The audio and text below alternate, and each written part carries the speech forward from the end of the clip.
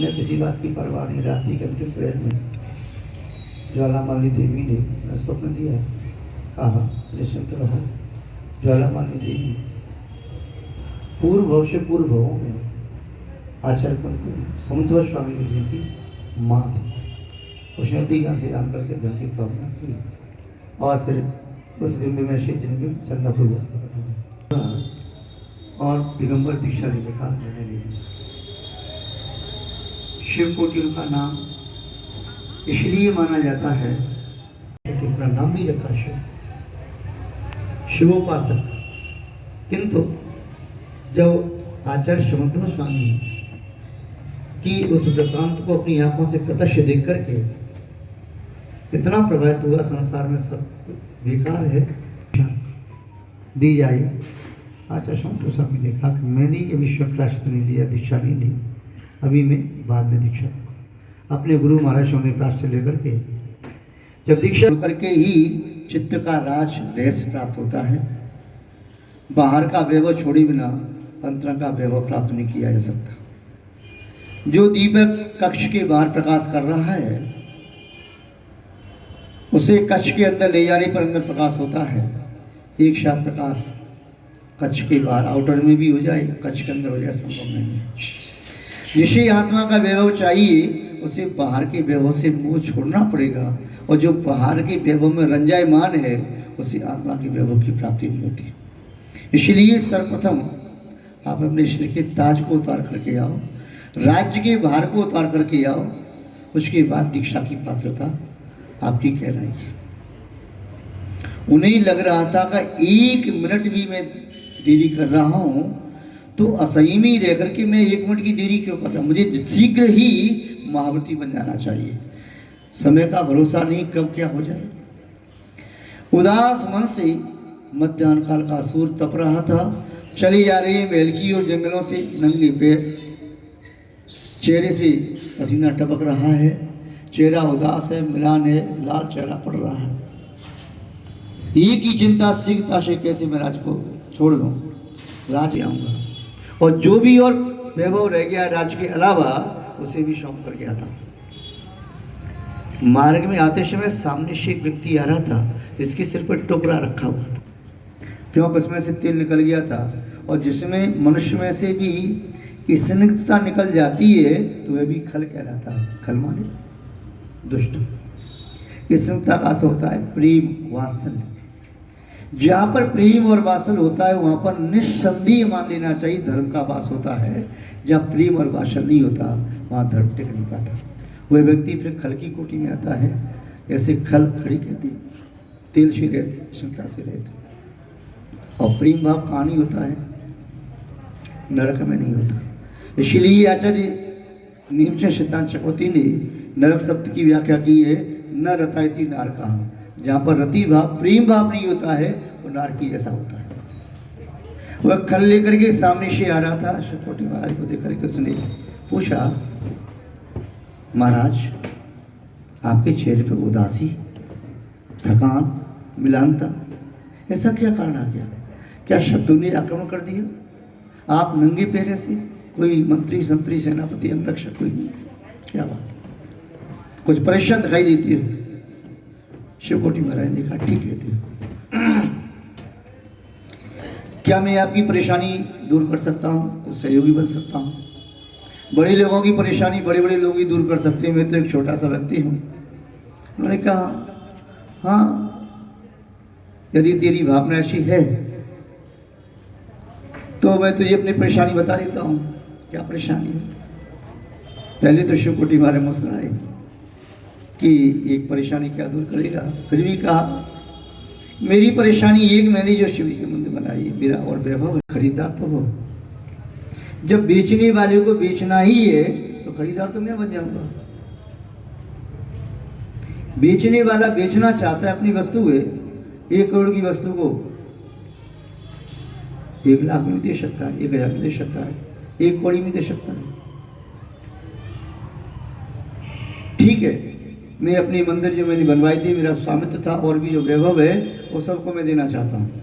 बता कितने पैसे देगा? क्या तेरे पास? उसने सिर पर रखी हुई टोकरी में से एक टुकड़ा खली का निकाला और कहा, इस टुकड़ी के बराबर देना चाहो तो दे दो। कहा, भ्रष्टाचार की राय से तेरा स्वामित्व। लौट करके तुरंत आई, महलों में नहीं गई, आकर के दिगंबती शाली ली, बड़ी साधना की। उन्होंने ग्रंथ लिखे, भगवती आराधना समाधि का सबसे उच्च कोटि का ग्रंथ माना जाता है।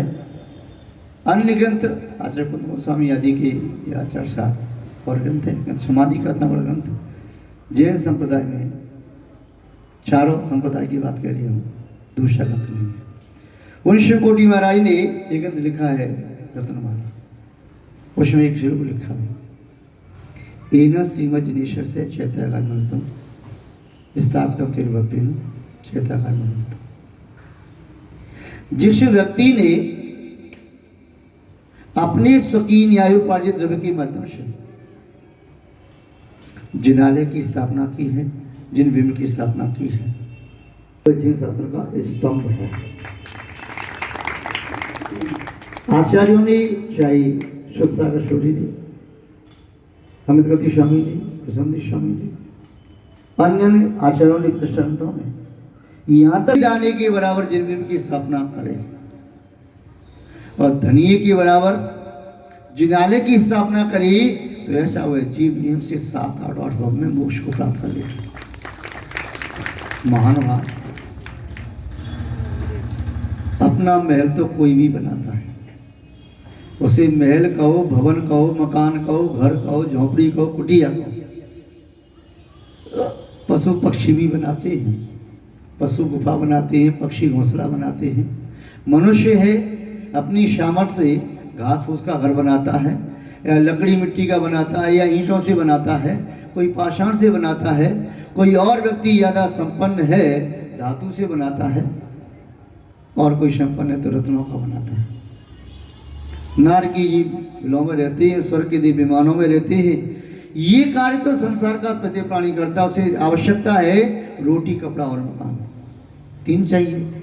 खाने के लिए कुछ भी खाए, रोटी नहीं मिलेगी, घास फूस खाएगा।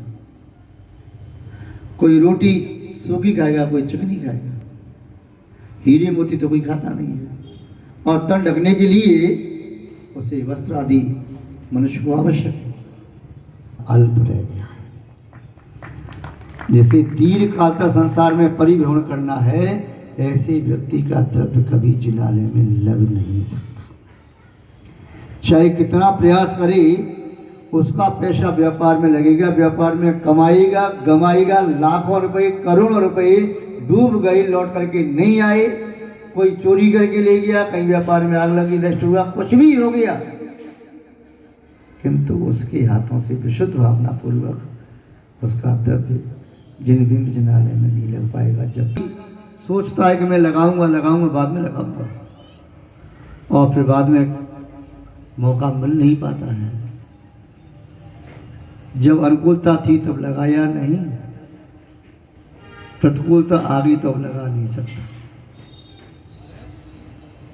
किंतु जिस व्यक्ति के जीवन में 7 से पुण्य का उदय होता है, उसका द्रव्य निस्संदेह पुण्य के कार्य में लगता है। 1992-93 के आसपास की बात है। पूज्य आचार्य श्री विमल सागर जी महाराज शेखर जी में चातुर्मास कर रहे थे। उन्होंने 30-24 मंदिर बनवाया। शेखर जी आप लोग गए होंगे, अभी देखा होगा, हम तो अभी तक नहीं जा पाए, दीक्षा के पहले गए, जाएंगे तब दर्शन करेंगे। वहाँ पर 30-24 के लिए 720 जिनालय बनने थे, जिनकी स्थापना होनी थी। तो व्यक्तियों के नाम लिखे कमेटी वालों ने। एक व्यक्ति लुधियाने का भी था, उसका नाम नहीं बताएंगे, वह भी एक जिन में लिखा करके आया, और शायद उस समय ज़्यादा राशि नहीं थी उसकी, 11,000 रुपये लिखा करके आया, और आकर के व्यापार में मस्त हो गया। उनका काम था उसका, अच्छा व्यापार चला। जिन की जो नौशावर राशि थी, उससे कम से कम 50 गुना लाभ से हो गया। जितना बोल के आए उसे 50 गुना प्रॉफिट हो गया, उससे बहुत अच्छा लाभ होगा। कमेटी वालों के समाचार आए उनके पास, भाई तुम आओ, तुम्हारी मूर्ति है, आपकी राशि भी जमा नहीं हुई, और आप प्रशस्ति में क्या नाम लिखना है, इसने कहा मेरे पास समय नहीं है, बाद में देखूंगा। 2-3 बार समाचार आए, अब प्रतिष्ठा का मुहूर्त आ गया, प्रतिष्ठा होनी थी। उन्होंने कहा कि मूर्तियाँ जिससे कि रिजेक्ट होनी है तो देख लो कौन सी मूर्ति इसकी राशि आ गई या प्रशस्ति आ गई तो नाम लिख दो, नहीं तो रिजेक्ट करके दूसरा नाम ले लो। तभी एक व्यक्ति पश्चिम बंगाल का एक छोटा सा गांव का नाम याद नहीं आ रहा मुझे, तो दर्शन करने के लिए शेखर जी आया था। उसने सुना कमेटी वाले कोई चर्चा कर रही है कि कुछ जिंदगी में बाकी रह गई। तो उसने कहा भैया ये यदि कोई कैंसिल हुआ है तो मेरा सौभाग्य कि मुझे वही जिंदगी में स्थापना करने का अवसर मिल जाए। कमेटी वालों ने नाम लिख लिया, कहा पैसे, बोले क्षमा करो पैसे मेरे पास पूरे नहीं हैं, जितनी अभी दे देता हूँ, मैं शीघ्र ही घर से जाकर के 2 दिन का टाइम दे दो, मैं लाकर कल शाम तक मैं पैसे दे दूँगा। ठीक है, उसका जन्म पूरा हो गया। लौट के घर जा रहा था तभी फ़ोन आया, वह गल्ला का व्यापारी था, चने आदि का काम करता। बोले चने की गाड़ी है, चना चाहिए क्या? उसने कहा चना होने की आवश्यकता तो है नहीं, फिर भी चलो क्या भाव है, और फ़ोन पर उसने भाव तय कर दिया। चना ले लिया, घर पहुंच नहीं पाया उसके पहले फ़ोन आ गया, भाई चना चाहिए, 1-2 गाड़ी चना है क्या? बोले हाँ।